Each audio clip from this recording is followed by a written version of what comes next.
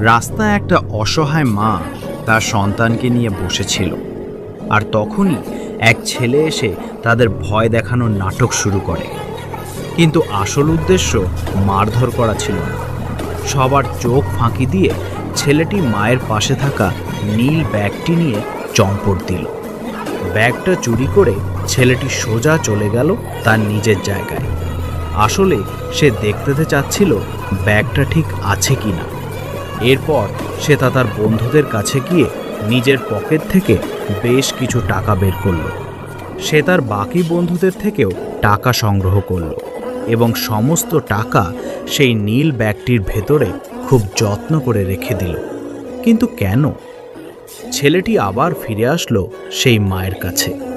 চুরির নাটক করে নেওয়া ব্যাগটি সে মায়ের সামনে রেখে চলে গেল।